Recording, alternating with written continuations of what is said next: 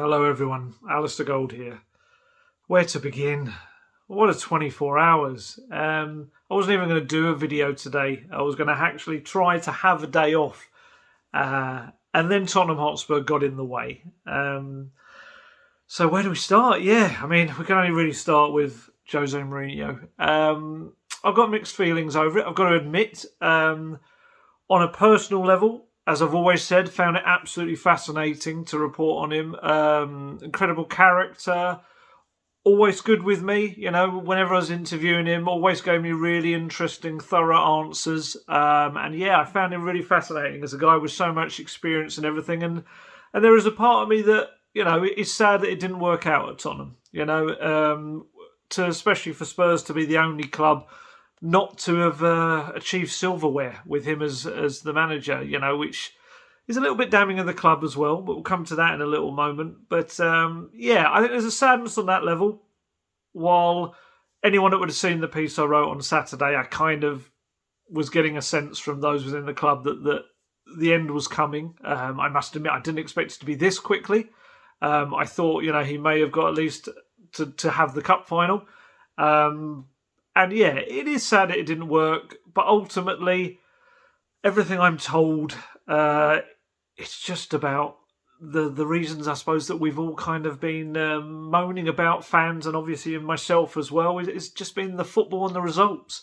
Ultimately, that's what a manager is judged on, and the results recently just have not been good enough. The last 14 Premier League matches, Spurs have lost 7 of those. They've won 5 and drawn 2. Obviously went out the FA Cup as well, crashed out of the Europa League. And that top 4, whether even the top 4 is worth anything anymore, but again, another thing we'll come to.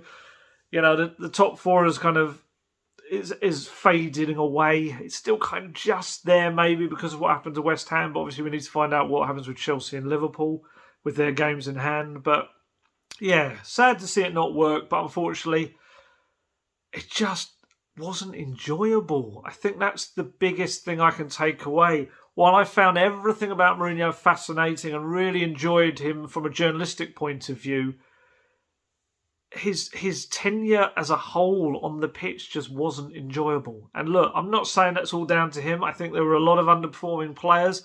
And as I said at the time with Pochettino, it's only fair to say exactly the same with Mourinho. I think the players, in certain aspects, some of them let him down as well. I think some of these players, probably have to sit down and kind of think, what do they want to do with their careers? Where are they going? And what it takes to be a top footballer, because it hasn't been enjoyable. The style of football hasn't been great. If I'm going to put it back on Mourinho, we knew that coming in. We knew that it was going to be a certain brand of football, but I think the key to it always was, if it was winning football, then fair enough. It was different. I know all this talk about, and I said this myself, the Tottenham way has had a certain way of playing, but it hasn't brought a lot of success in the last 60 years. If Mourinho was going to bring in the Mourinho way and it was a winning way, then perhaps you could put up with the football not being particularly enjoyable. However, if the football's not enjoyable and you're not getting the results, that's kind of what leads us to where we are today. And it is sad to see. Like I say, I think he's a good guy. I never had really issues. Obviously he got a bit tetchy at times, but so did Poch and so did many other managers. But ultimately, I really enjoyed covering his time at the club, if not what actually happened on the pitch. There were some highlights. There were some good matches. Often a lot of the great football came from either counter-attacks or from Harry Kane. Let's admit it. We can't skip around it. Harry Kane has carried Tottenham a lot of this season, pretty much the bulk of it. And he's had a terrific season. And I suppose you could look at it from another aspect, that Harry Kane is one of those who Mourinho's definitely had a great influence on. Yes, you could say Kane's come to his prime just in time for the Mourinho era, but you can't doubt Kane has had his best season under Mourinho. He's been phenomenal, not only in front of the goal, but also with his assists. I think Son's had a very good season up to a point. I think he's dipped a little bit in the second half of the season because of perhaps tiredness. Maybe that's just one thing that Son has to do to reach the very next level, is the consistency that maybe Kane has, and Son just needs to have that next. He's more than capable of doing it. He can do it. Elsewhere, Højbjerg, obviously, Again, another one who's looked tired in recent weeks, but he obviously came a long way under Mourinho, certainly in the first half of this season, maybe a little bit more. Ndombele, definitely got more out of him than Poch did. Lucas Moura, similar. Who else have we got? Maybe argue he got a bit more out of Eric Lamela. Certainly got him on the pitch more often. I'm trying to think who else we've got there.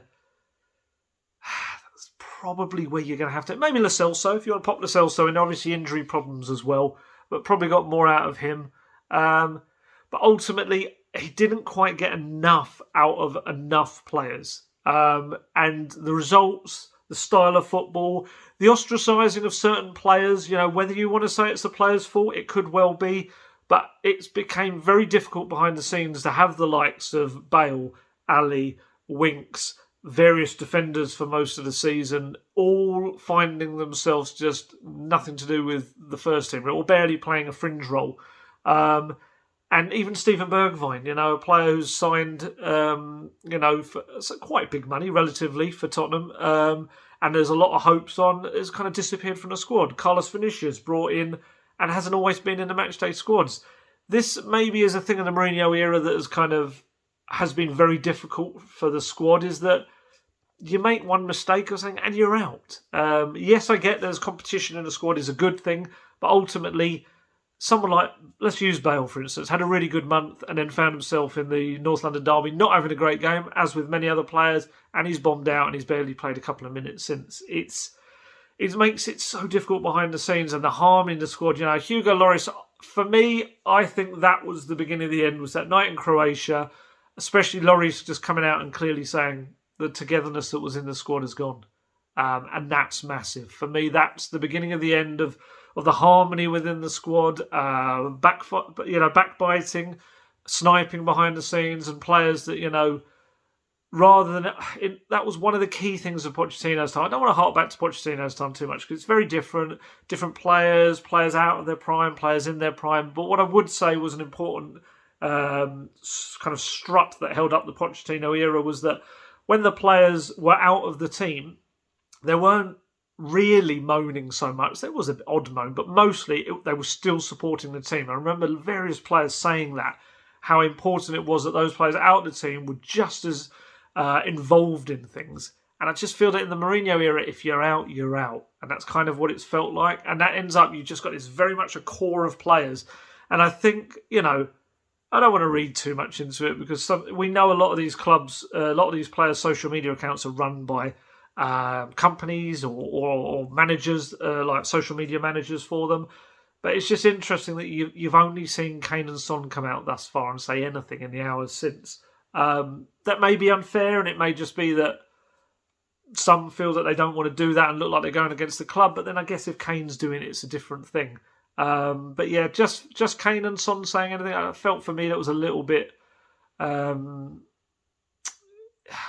don't want to say kind of points towards the squad feeling, but certainly we know it was a fractured squad. It's no secret.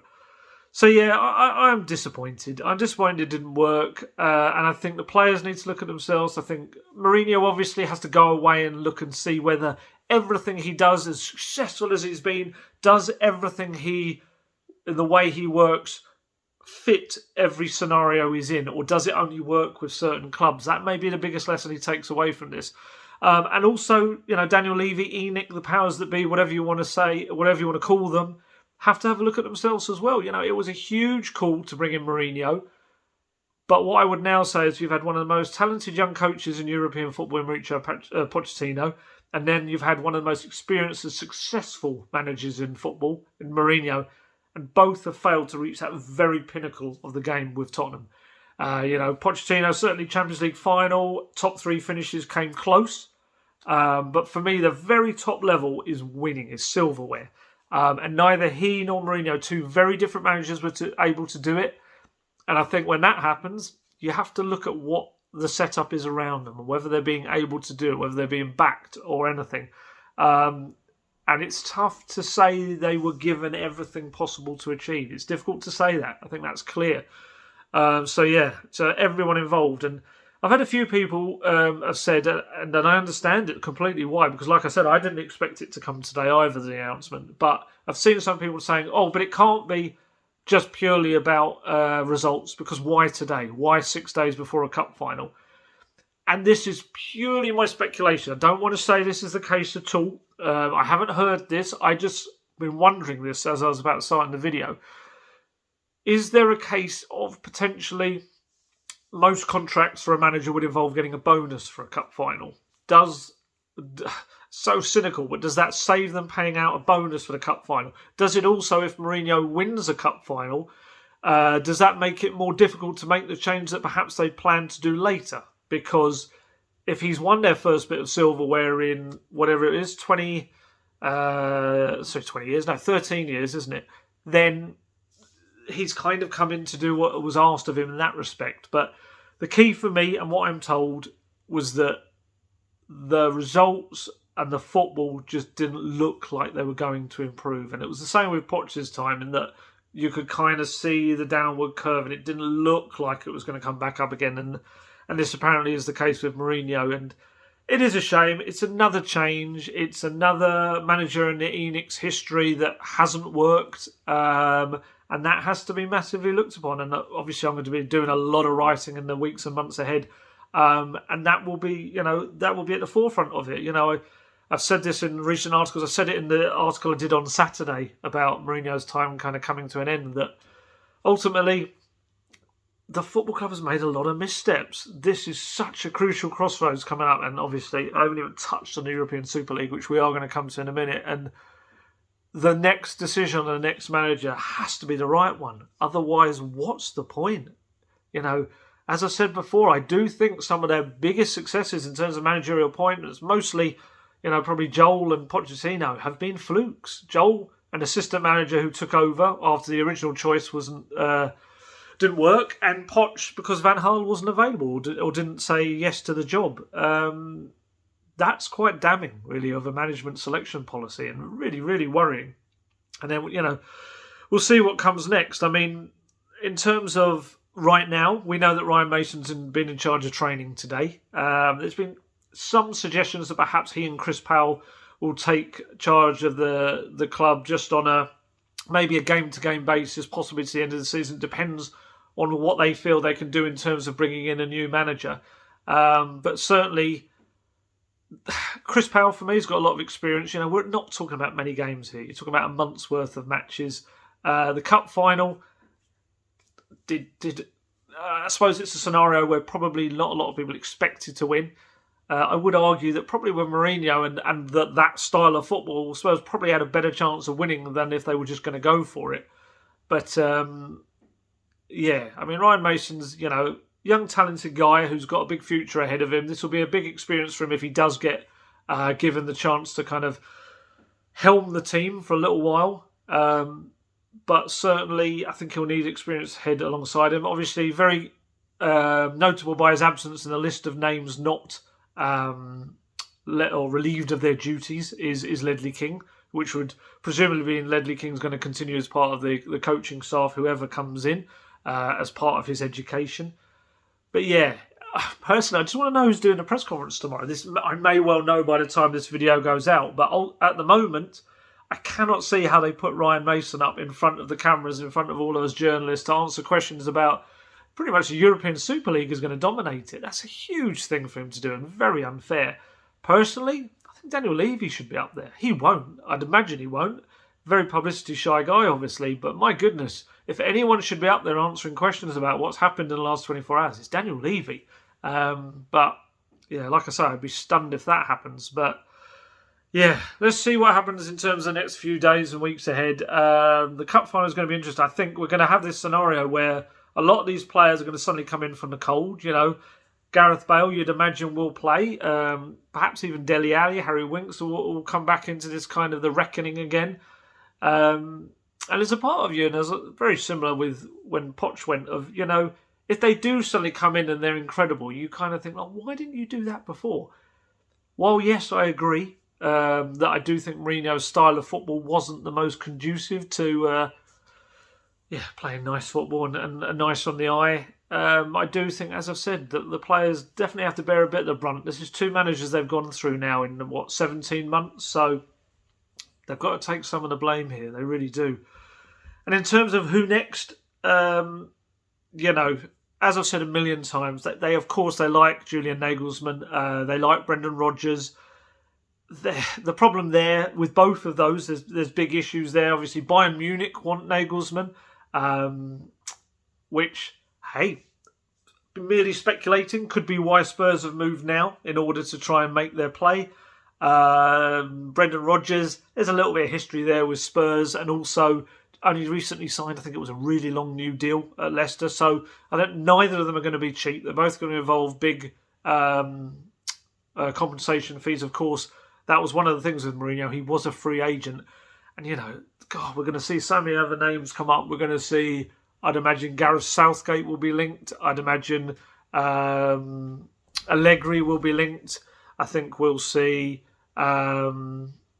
you see others like Scott Parker, Eddie Howe, both of which I don't think are at the right stage of their career. I think, both talented young managers, but I think if we assume Fulham are going to go down, both recently had relegations on their resume. I think that's something you need to get over first before you can take on what is a big club, whatever people want to say.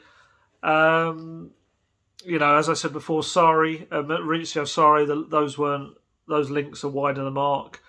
But yeah, there's various other managers I'll look at. For me, if you're asking me what kind of manager I'd like, which you may well be, you may not. You may say I don't care what you think. I would like to see another young Pochettino type. So for me, probably Nagelsmann is quite an exciting appointment. I'd like to see someone who, I think Nagelsmann's a little bit different from the likes of maybe Howe and Parker, in that he's just got that little bit more experience in certainly the European game as well, and dealing with some big players as well, some very talented players too, on the European stage. And I think I'd like to see him, but I've seen one Twitter account already saying that I've said Spurs are going to go all out and he's the main guy. I'm not saying that if he is. I know they like him. I'm fascinated as anyone else to find out what kind of happens next. And I'll certainly be doing lots of digging around once the dust settles. But again, everything evolves, and we have to come back around to it. Everything revolves around the European Super League. Oh my God, when I heard the news last night, you can imagine hearing that and wondering how the hell I'm going to write about stuff with that involved, and then throwing the Mourinho bomb into all of this as well.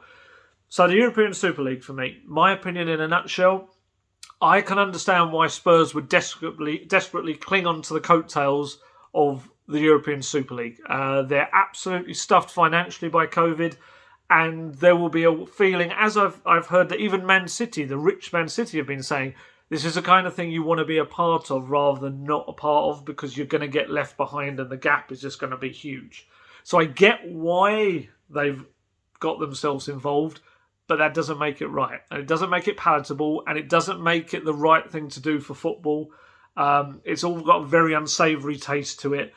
It feels like, and I'm a big NFL fan. I love my NFL. So this isn't meant with disrespect, but it's just saying it's Americanizing slightly football in terms of having almost like franchise element to it, having clubs in control and running their own thing with no fear of relegation. And having looked at some of the financials involved, certainly some of the documents that have come out suggest that the huge amount of money that will be gained will come from taking part. Prize money for winning and getting further in it is minimal compared to it. So that kind of suggests just being happy to take part and it not being the most competitive thing going. And it kind of almost feels like, I don't want to go as far as to say like wrestling, like a staged thing, but it hasn't got that competitive love, that drive that we enjoy from football in it whatsoever. Yes, it will be the place you'll see the big stars if it comes to fruition, but yeah, doesn't do it for me. Doesn't do it for me, and I completely understand a lot of the anger from fans, from pundits, from everyone. My hope is that it's a very elaborate bargaining tool. It's very advanced. This is the first time we've actually seen all these teams put their names on it. But for me, I feel it has to be a bargaining tool purely because some of the nonsense I've heard today about reprisals and consequences don't make any sense. Like, the Premier League could ban those top six. I'm sorry.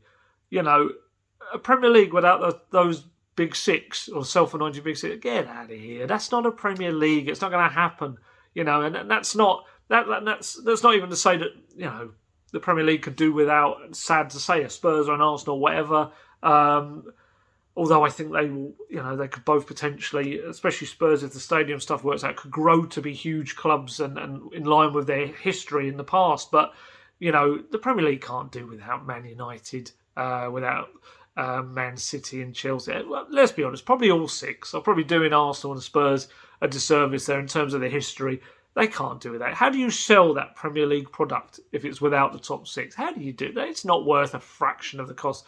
And this is no disrespect to teams below, but how do you sell to foreign countries, say, Burnley against Southampton instead of Man U against Chelsea or Spurs against Arsenal, whatever? It doesn't work. It doesn't work. And likewise, FIFA, UEFA, whatever, saying that, any players that play in these this new tournament will not play in the World Cups or the Euros. Come on. Are you going to take all the best players in the world out of your World Cup and then say to people, look at this brilliant World Cup? Come on. You know, as much as I don't like the European Super League idea, trying to come out with these kind of big boy, threats, it's just like, get off. You know your product will be worth nothing if you remove them. And unfortunately, that's why we've got to the situation where these 12 clubs have been able to do this, because they know the power they've got. Can you imagine the Champions League without Real Madrid and Barcelona in it? Or the World Cup without the players of those two teams in it? You know, Messi, not if he's at the next World, Messi not the World Cup. Just come on. I just hope this is a massive power play that eventually just they all have to sit down and go, look, please shelve those plans. But my worry is that it's kind of gone as far as getting the finances and getting a structure and everything. These two groups of 10 teams that come together eventually, there'll eventually be 20 teams in it. But I can't see how it doesn't harm football. It creates this huge imbalance in the finances. Like I say, for Tottenham, it's a godsend in terms of, I think it's something like the initial grant is somewhere above 300 million they'd get just for taking part and to relieve COVID issues that they've had, money revenue loss. You know, that could essentially put Spurs back on an even keel. And this is why I said it's so difficult to kind of even talk about not only managers, but even talking about transfers, like Harry Kane leaving and all this stuff. Where does that go now? Because if Spurs suddenly got this money, they would be one of the biggest teams in the world money-wise. But on the flip side, if there is this bad stigma around it, let's use Nagelsmann purely as an example. Could they go to Nagelsmann? Would Nagelsmann want to come to Tottenham because of what's happening? Would you want to be a part of this Super League, or would you have a disdain for it? It makes, honestly, the whole landscape now is like, it's like playing Sim City without having built anything yet. You know, you don't know what's coming next now.